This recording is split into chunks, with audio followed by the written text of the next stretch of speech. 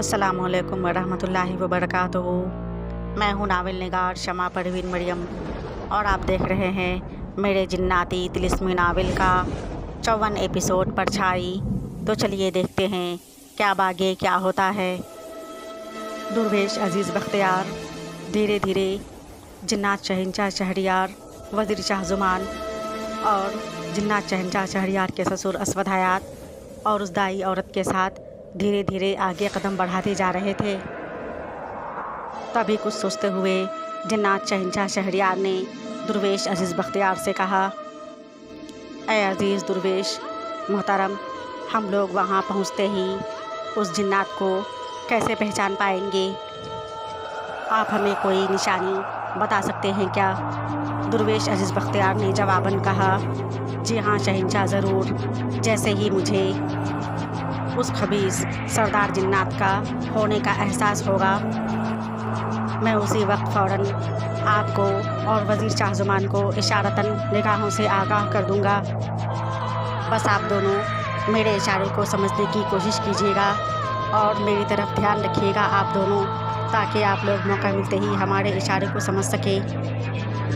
दुर्वेश अज़ीज़ बख्तियार की बात सुनकर जवाबन जिन्नात शहंशाह शहरयार और वज़ीर शाह ज़ुमान दोनों ने इस बात में सर हिला दिया और उनके साथ खड़ी वो दाई औरत और असवद हयात चुपचाप खामोशी से उनके मंसूबे को बस देखे जा रहे थे और उनके साथ आगे बढ़ते जा रहे थे कि तभी अचानक तेज़ आंधी तूफ़ान के साथ साथ बेइंतहा तेज़ मूसलाधार बारिश ने उन्हें घेर लिया।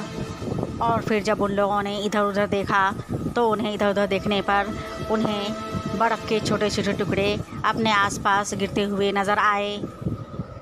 किसी और ने नहीं मगर वज़ीर शाह ज़ुमान ने उस बर्फ़ के टुकड़े पर नज़र पड़ते ही बड़ी खुशदिली से चमकती आँखों से उसे बर्फ़ के टुकड़े को अपने हाथ में उठाकर लेना चाहा कि तभी दुर्वेश अज़ीज़ बख्तियार ने उसे रोक दिया और कहा, खबरदार ऐ वज़ीर शाह ज़ुमान, ऐसे तिलिस्मी रास्ते में आप लोग जितना हो सके एहतियात कीजिए।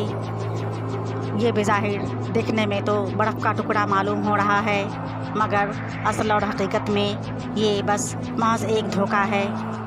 और दुर्वेश अज़ीज़ बख्तियार की राज़दार बातों को सुनते और समझते हुए वज़ीर शाह ज़ुमान ने उस बर्फ़ के टुकड़े को अपने हाथों में उठाने का इरादा फ़ौरन छोड़ दिया और फिर वो लोग सब एक साथ आगे बढ़ते रहे, यहाँ तक कि उन्हें चलते चलते एक गुफ़ा कुछ दूरी पर नज़र आया और उस गुफ़े पर नज़र पड़ते ही जिन्नात शहंशाह शहरयार समेत सभी लोग बिना कुछ कहे एक दूसरे को बगौर देखने लगे।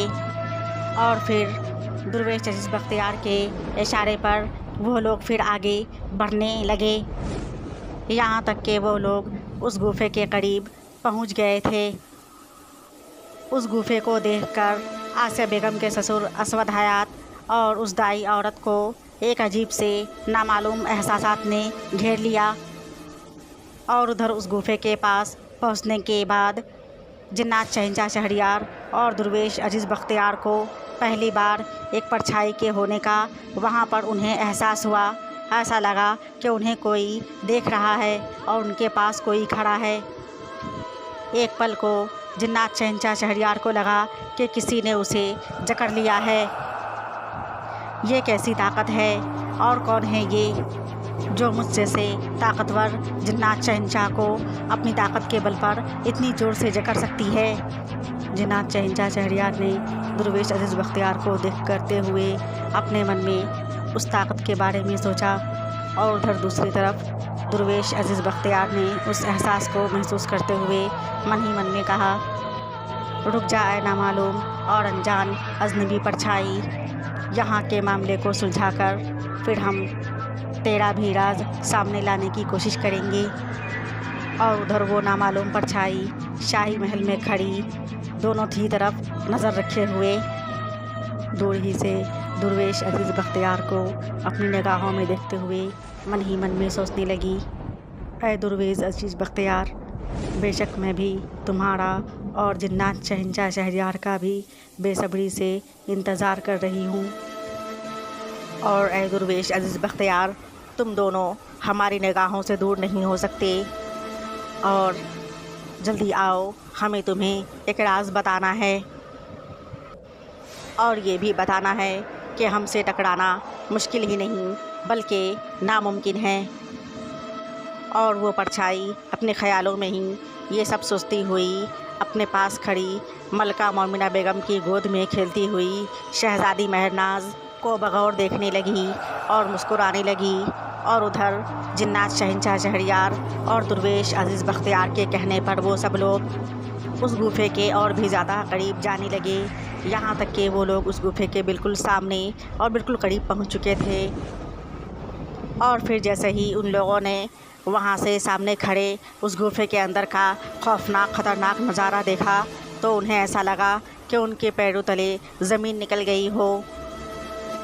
उन लोगों को एक अजीब सा एहसास हुआ और उन लोगों को बेइंतहा हैरानी हुई और इसी तरह हैरत के आलम में वो लोग एक दूसरे को देखने लगे और सोच में पड़ गए। उन सभी को और ख़ासकर दुर्वेश अज़ीज़ बख्तियार और जिन्नात शहंशाह शहरयार को ऐसा लग रहा था कि आगे के सभी रास्ते दुश्वार और हैरतअंगेज़ होने वाले हैं।